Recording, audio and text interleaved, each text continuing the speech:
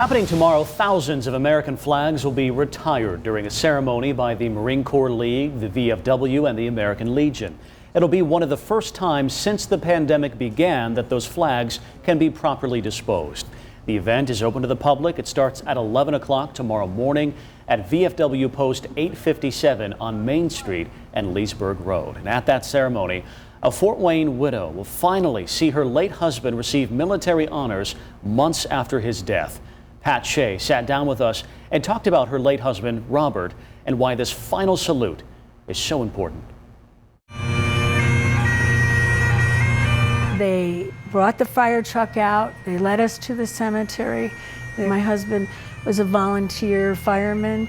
We volunteered at our church. We did all those things together. My first name is Pat, and I was married to Robert for 22 and a half years. I was 50 and he was 51 when we got married.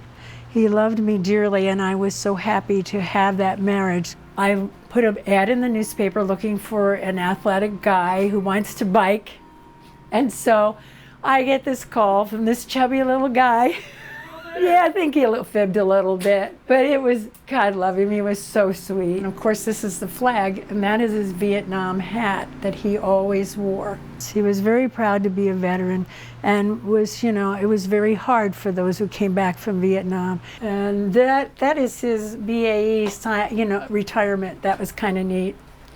They all signed his retirement, and he wanted a Model A.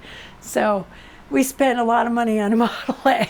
Actually, we wound up with 2 of them. My husband was very talented as far as he was a musician also, and he was looking for another outlet. So he started doing the painting, and he just is actually really good at it. I was just so thrilled because I have no talents like that.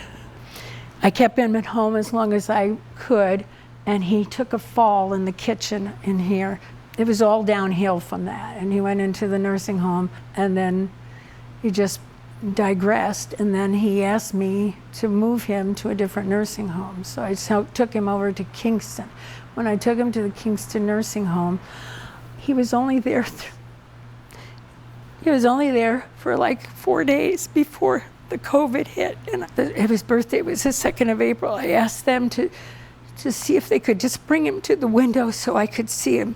And that was the very last time I saw him. He was the love of my life. I waited a lot of years to get that, and so I really, really miss him. I wanted to just move on, but I can't move on until this is done. And so I know that it will please him. If he can see me, it'll please him, yeah.